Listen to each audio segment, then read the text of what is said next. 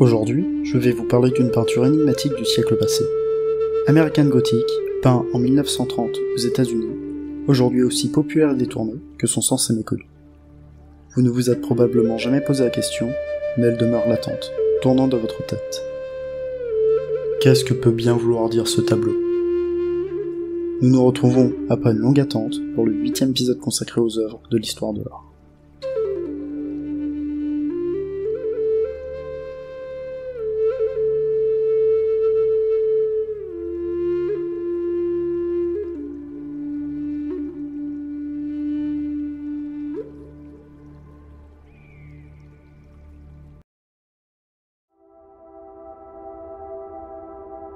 Pour parler de cette peinture mythique, profondément ancrée dans la culture américaine, il nous faudra remonter quelques siècles auparavant, et notamment parler de l'art américain avant que le marché de l'art mondialisé ne vienne s'y implanter. Lors de la découverte par les Européens du vaste continent, et notamment la conquête de l'Ouest, se déroulant plus ou moins durant la première moitié et le milieu du 19e siècle, de nombreux artistes ont cherché à représenter ces nouveaux paysages, aussi sauvages que vastes et variés. Ces nouvelles visions, que les peintres du monde entier ont peint sur de nombreuses toiles, ont ainsi motivé aussi bien la découverte d'horizons plus lointains que la prise de conscience de l'Amérique d'elle-même comme continent singulier. Le paysage est le premier genre pictural à dénoter l'identité du Nouveau Monde et à connaître une forme de succès auprès des acheteurs de peinture. Dans le même temps, cependant, les critiques d'art jugent une certaine quantité d'œuvres américaines produites selon les codes et ainsi sous l'influence du vieux continent et notamment de la couronne d'Angleterre. Cherchant toujours à se démarquer davantage et à puiser son inspiration dans la variété des populations américaines, des jeunes villes du Nouveau Monde et de ses milieux ruraux, l'art américain voit naître un courant nouveau, sachant lui être propre. Le premier courant régionaliste, puisant dans les thématiques propres du territoire américain, l'esclavage, les folklores indo-américains et la ruralité, vers le milieu du 19e siècle. Émancipée de l'Europe, la culture américaine ne cessera de continuer à progressivement évoluer à travers les événements historiques, et l'art va calme, s'orientant vers le réalisme américain, d'essence populaire, en contradiction avec les avant-gardes européennes, qui seront, à leur tour, assimilées à la culture américaine, qui y insufflera ses propres thématiques, exaltant la nation, son peuple, ses mythes et ses motifs, donnant à nouveau naissance à une scène esthétique américaine, possédant, enfin, ses propres codes.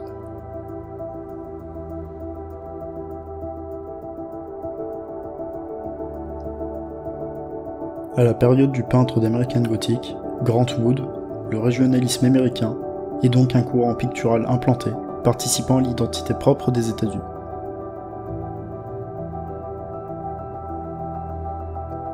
Bien qu'American Gothic soit aujourd'hui l'œuvre emblématique du courant régionaliste, d'autres peintures de la même époque représentent elles aussi, de manière évocatrice, l'essence du régionalisme, telles que celle de John Stewart Curry, ou encore de Rockwell Kent, avec des horizons plus larges que les États-Unis.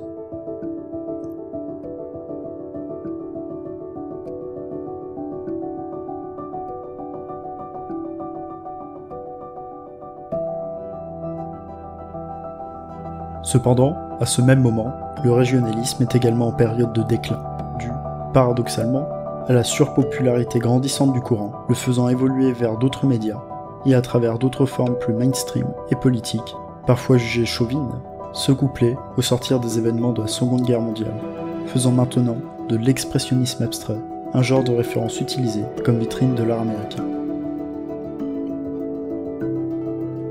Les tendances du marché de l'art et les nouveaux courants artistiques, s'exportant maintenant depuis les États-Unis, convergent vers une portée mondialiste aux antipodes de l'essence du régionalisme. Jugé chauvin ou mainstream, abordant des thématiques populaires ne concernant plus les États-Unis, maintenant devenus première puissance militaire et économique mondiale, suite à la Seconde Guerre mondiale, le régionalisme se fera progressivement oublié au tournant d'une nouvelle ère historique.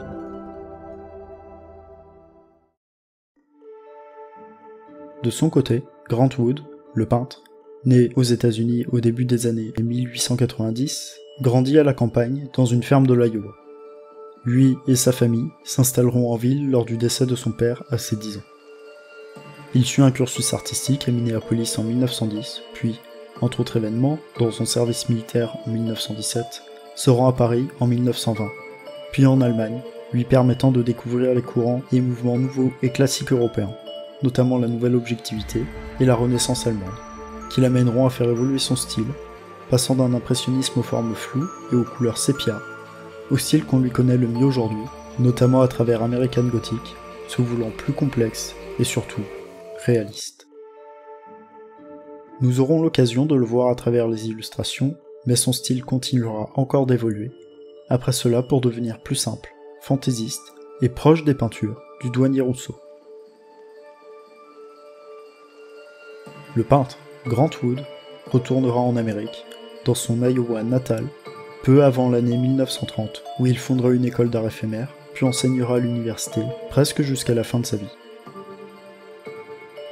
À cette époque, Wood peint Woman with Plant, un portrait de sa mère qui marquera le début d'un tournant dans son style et le début de son appartenance au courant régionaliste, donnant naissance un an plus tard, suite à quelques autres portraits, à American Gothic.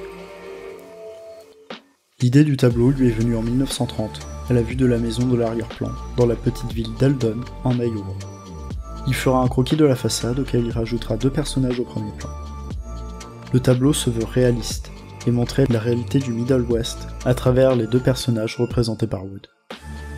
Le tableau sera exposé et remarqué à l'Art Institute of Chicago.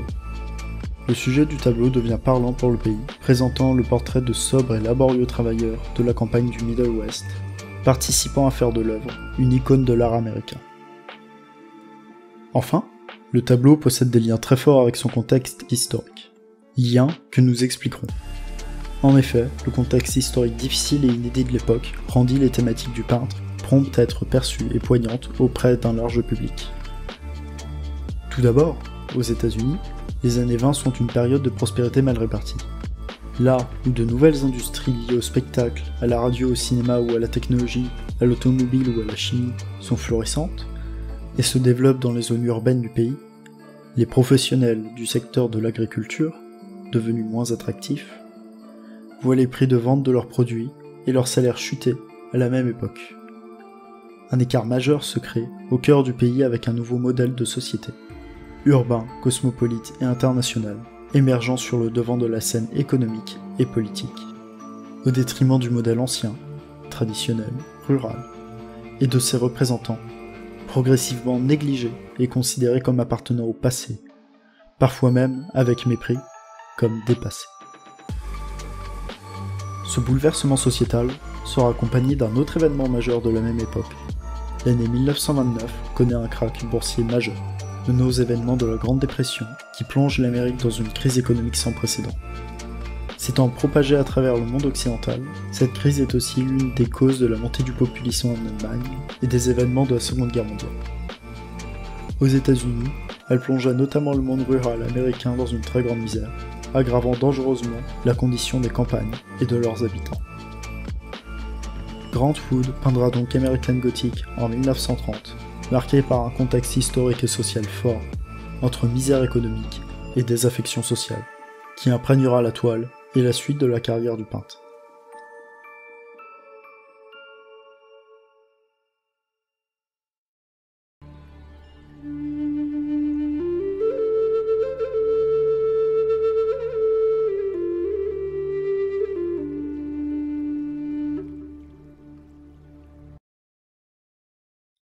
Plusieurs éléments majeurs sont à remarquer à première vue dans le tableau.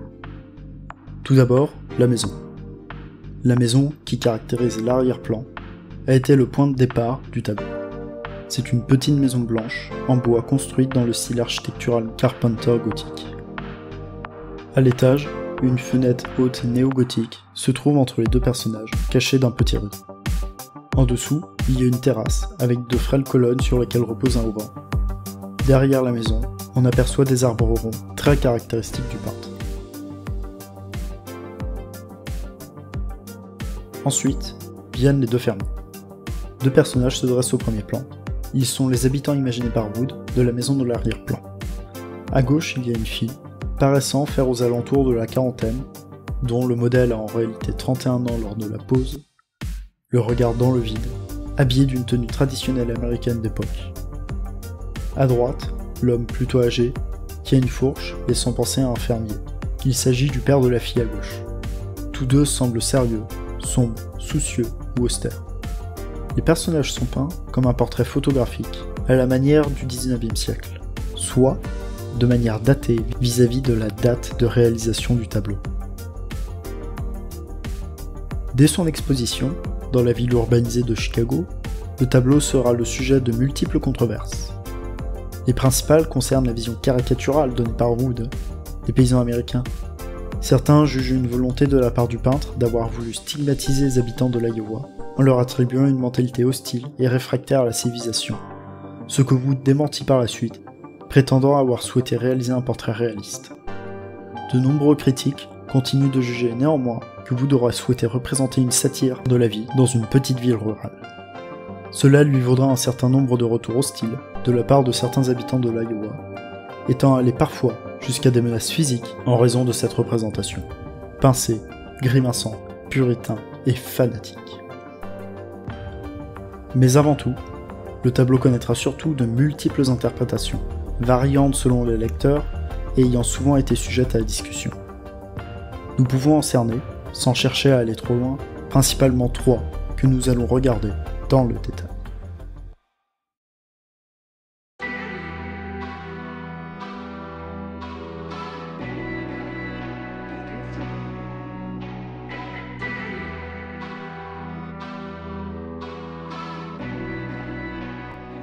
Une interprétation, encore parfois contemporaine, du tableau voudrait que ce dernier soit une satire de la vie dans une petite ville rurale. Cette vision était déjà en partie celle de certains habitants de l'Iowa, cités précédemment. Il est vrai qu'il semble aisé de pouvoir arriver à cette conclusion du tableau en un coup d'œil. D'un point de vue structurel, l'œil se trouve tout d'abord confronté par les deux fermiers, qui bloquent le chemin du spectateur. Le père, au regard dur et presque hostile, brandit une fourche en face de nous, mal accueilli, nous plaçant dans la position de l'étranger. Il est intéressant de remarquer que le motif de la fourche revient à plusieurs reprises dans l'œuvre, que ce soit dans la main de l'homme, dans les motifs de son habit, dans la forme de ses rides sur le bas de son visage, ou dans la forme de la fenêtre à l'étage à l'arrière-plan.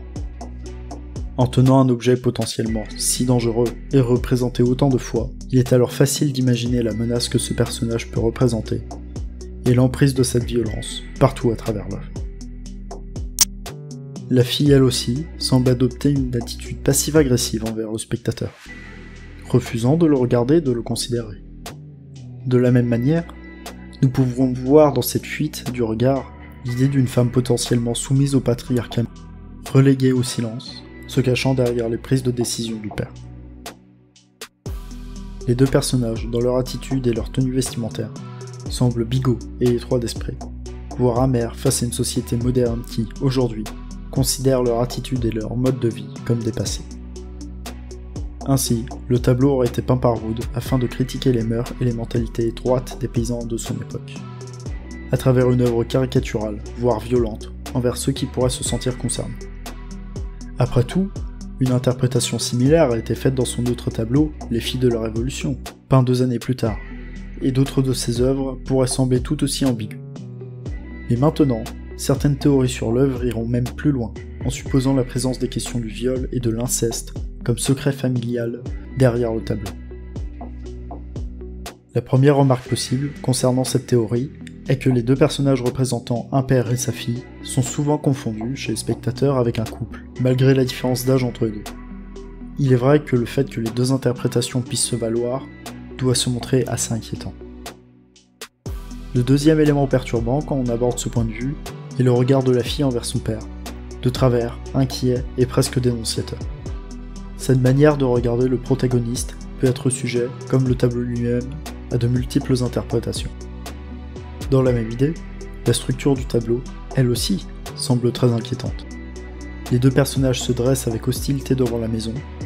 La petite fenêtre à l'étage est une vue vers l'intérieur, l'intimité des deux protagonistes. Mais cette dernière est cachée par un petit rideau cousu, empêchant de voir ce qui se déroule à l'intérieur de la pièce, dont on suppose qu'elle serait une chambre à coucher. Cette interprétation expliquerait aussi facilement la motivation des deux personnages à se montrer aussi virulents face au spectateur, à l'empêcher de passer, afin d'empêcher quiconque de savoir ce qui, peut-être, se cache derrière les apparences. Ces interprétations prêtent au peintre Grant Wood des intentions malveillantes envers les habitants de l'Iowa. Elles possèdent néanmoins de grosses incohérences avec le reste de son œuvre. En effet, la première chose à remarquer, et pas des moindres, est que l'interprétation du tableau qui a été faite, à savoir celle d'une œuvre satirique ou hostile, dénonçant les mœurs et esprits des populations rurales de l'Iowa, est incohérente avec les propos artistiques passés et futurs du peintre. En effet, en dehors du tableau Les Sorts de la Révolution, cité précédemment, pouvant éventuellement être interprété en ce sens, et quelques rares autres tableaux, ce genre de direction n'a jamais été prise par le peintre. Au contraire, Grant Wood est né en Iowa, ayant grandi en Iowa, puis, après une partie de ses études en Europe, étant retourné vivre en Iowa jusqu'à la fin de sa vie. C'est un habitant de l'Iowa, et chacune de ses autres peintures, comme nous le verrons, met en valeur cette région, son charme et l'ensemble de ses habitants. Grant Wood n'a cessé, tout au long de sa vie, de faire une représentation élogieuse de la ruralité qu'il peint, de manière presque fantaisiste, et même beaucoup plus que cela. Nous rappellerons que ce n'est pas pour rien que ce dernier est classé parmi les peintres régionalistes. Tout ceci, donc, semble suffisant pour mettre de côté cette première interprétation, relevant du contresens, communément adopté par les spectateurs, et notamment aujourd'hui, même si, nous le verrons, tout n'est pas à jeter. Mais sachant cela, nous nous dirigeons maintenant plutôt vers une seconde interprétation, plus communément admise, faisant également appel au contexte historique contemporain à la création de l'œuvre.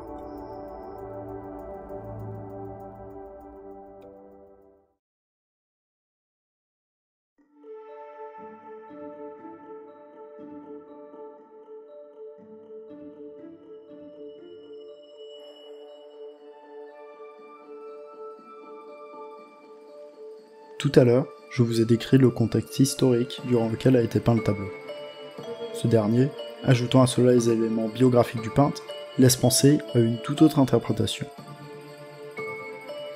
En effet, dès son exposition, une fois le sérieux de l'œuvre compris, la peinture est rapidement considérée comme une représentation de l'esprit pionnier américain, d'un peuple persistant à travers les difficultés, notamment dans le contexte alors de la Grande Dépression aux États-Unis, et de la précarité grandissante des fermiers et des Américains dans les régions rurales.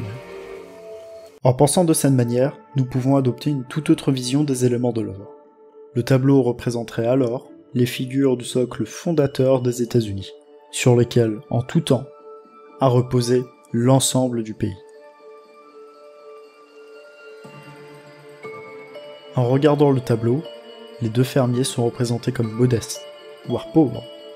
Pourtant, malgré les difficultés financières et même leurs conditions de vie précaires, ils restent tous les deux droits et humbles. Par cette posture respectable, ils font face aux difficultés rencontrées sans chercher à demander de l'aide, dans une situation où chacun rencontre et fait face à ses propres problèmes. Cependant, les deux paysans se placent dans une posture bien moins individualiste que ce que nous pourrions croire.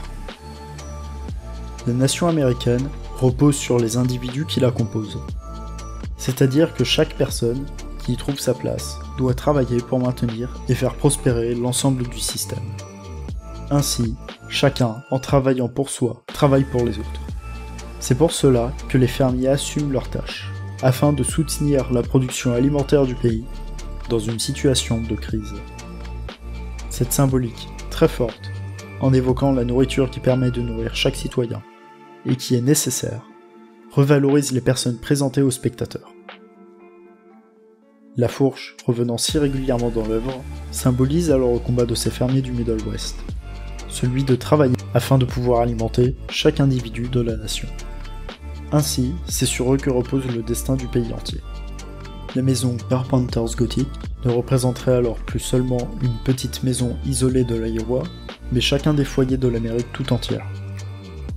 De fait, après avoir été négligés, c'est maintenant vers eux que se retournent les habitants des grandes villes, alors que le progrès a été brisé par la crise économique et que les populations urbaines se retrouvent, désormais, elles aussi, confrontées à la précarité de leur existence. L'œuvre de Grantwood serait alors un éloge très vindicatif, rappelant aux urbains de Chicago ou de New York l'importance et la nécessité des gens qui se dressent face à eux. Grantwood peint le courage déployé par les protagonistes pour nourrir un pays qui les néglige en retour. Le regard du père face à cette ingratitude qui contraste avec sa propre dévotion exprimerait alors toute la force de l'œuvre et de la peinture, en usant d'une colère froide. Cette lecture d'American Gothic en ferait déjà, selon moi, un tableau puissant. Néanmoins, il serait très réducteur de nous arrêter là.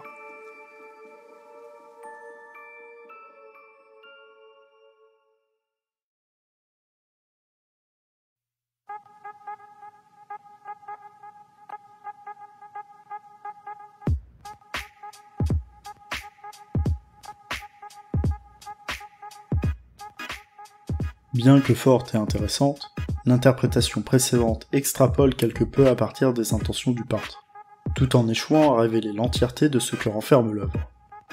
Avant de vous présenter point par point ce que, personnellement, je pense de la force de ce tableau et de l'intention du peintre, j'aimerais vous l'introduire à l'aide d'une autre interprétation, mineure, mais tout de même intéressante.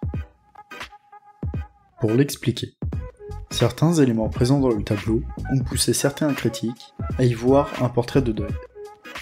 Tout d'abord, les rideaux à la fenêtre de la maison, à l'étage, et possiblement en bas, sont fermés en pleine journée, ce qui, au-delà de l'aspect lunaire d'une telle pratique de vie, renverrait possiblement à une coutume de deuil de l'Amérique victorienne. D'autres indices, intrigants, se repèrent dans la tenue noire du personnage de la fille, ainsi qu'à travers son regard anxieux, rivé sur le personnage, supposé être son père. Le fait qu'il soit le sujet principal de ce regard, qu'il semble si fermé, et que la différence d'âge soit autant marquée, renvoie également à l'idée du deuil et de la mort.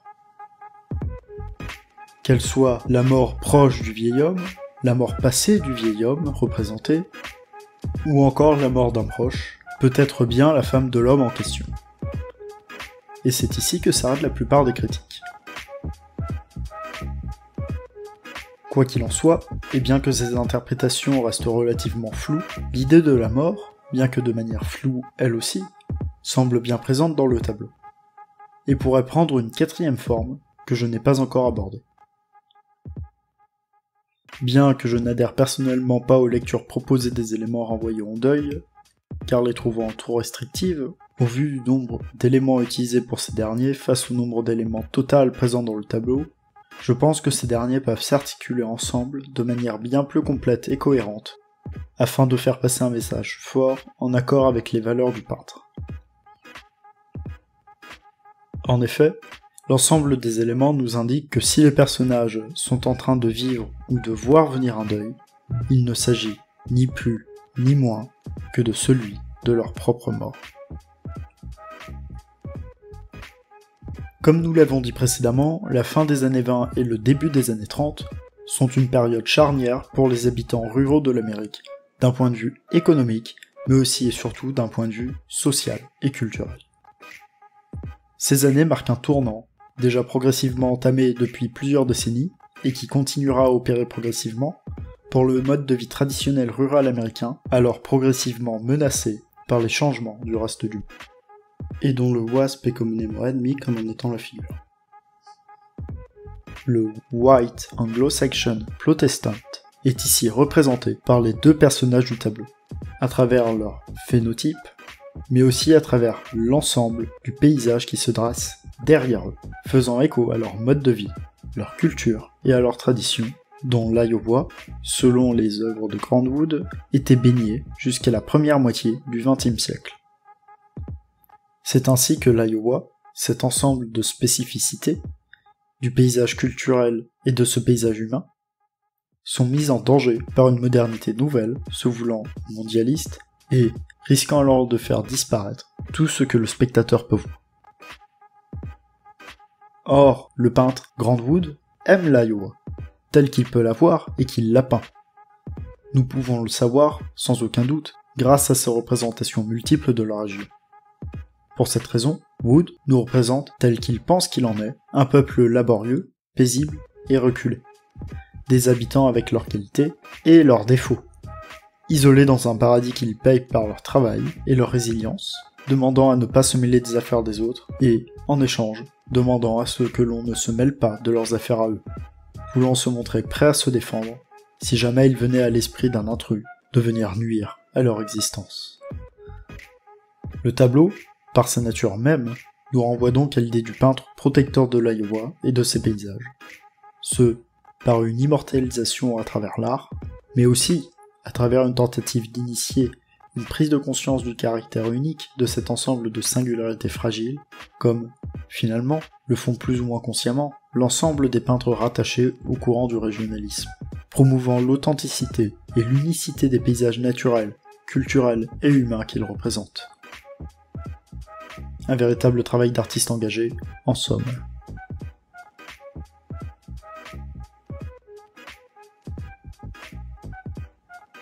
Un mystère persiste cependant toujours au cœur de l'œuvre. La maison, l'élément initiateur de l'ensemble du tableau, reste discrète, à l'arrière-plan, et fermée de toute part au spectateur. Contrairement à l'ensemble du reste du tableau, nous ne saurons probablement jamais avec certitude ce que cache l'intérieur de la maison. Et cela est, probablement, la volonté de l'artiste. Les personnages du premier plan, les rideaux opaques, et la frontière de la toile sont autant d'obstacles qui nous empêchent de voir au-delà de la représentation faite de l'auteur. Malgré le fait de l'avoir analysé sous tous les angles et proposé de multiples interprétations, nous ne pourrons jamais savoir parfaitement ce qui se trouve à l'intérieur. Le mystère de la maison devient alors une allégorie de la vie en Iowa, dans l'intimité. Les deux personnages au premier plan sont impossibles à comprendre, ni aussi bigots, ni aussi héroïques que ce que nous avons pu dire dans un premier temps, mais complexes. Comme chacun, difficiles à cerner entièrement dans toute leur subtilité, de la part de ceux qui ne les connaissent pas et qui ne vivent pas parmi eux. L'intérieur de la maison symbolise l'expérience du vécu au sein d'une culture que connaît le peintre, mais à laquelle nous, comme étrangers, nous ne pourrons jamais accéder, et que nous ne pourrons jamais autant vivre que ceux qui se dressent juste en face de nous et qui nous le rappellent.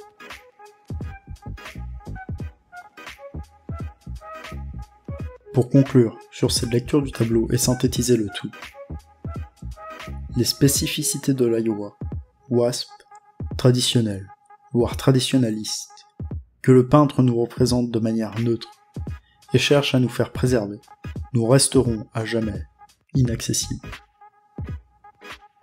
Mais ce n'est pas grave, car le mystère lui aussi renferme de la beauté. C'est en cela que pouvoir connaître de l'étranger, sans l'altérer, en cherchant à pousser le monde à l'uniformisation, et qu'être soi-même étranger, a beaucoup de bon.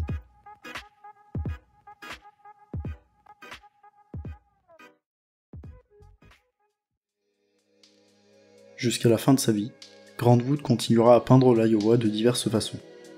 Il expérimentera également quelques nouveaux styles et sujets de peinture, mais décédera malheureusement en 1942, à la veille de ses 51 ans, d'un cancer du pancréas.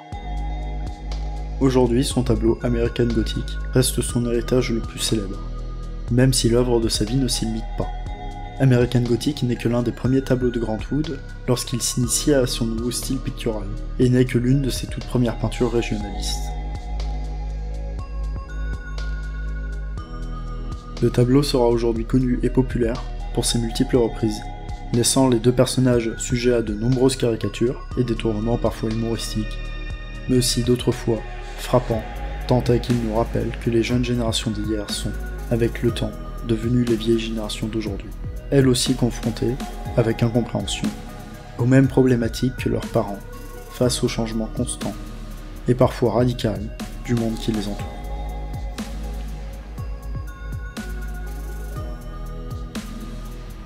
Le tableau nous renvoie tout d'abord au thème du changement et de la conservation, celui que nous avons principalement développé, c'est-à-dire de la question du changement vu du présent sur le passé et du passé sur le présent, et celui des échanges générationnels, parfois remplis d'incompréhension. Mais il renvoie aussi, plus généralement, comme nous l'avons vu, à la différence entre deux mondes, et dont la préservation des différences fait la préservation des richesses de l'humanité. Appelant alors le spectateur à savoir faire preuve de sensibilité face au caractère unique de ce qu'il peut voir, même dans ce qu'il peut croire être banal et éternel, mais qui demeure fragile et qui se trouve, pour le moment, encore face à lui. De manière connexe à tout cela, le tableau renvoie également, pour moi, au thème de l'étranger, du mystère et de l'inconnu, qui renferme beaucoup de beauté. Enfin, je ne peux m'empêcher de parler de l'héritage. Un dernier message du tableau que je n'ai pas développé, mais qu'il ne vous sera pas difficile de comprendre rapidement.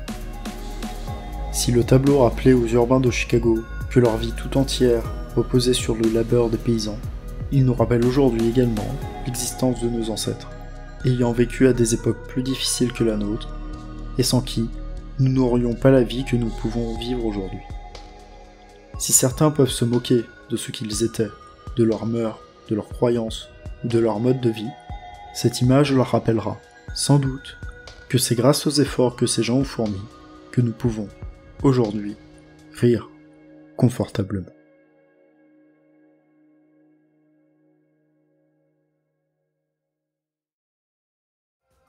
Merci d'être resté jusqu'à la fin.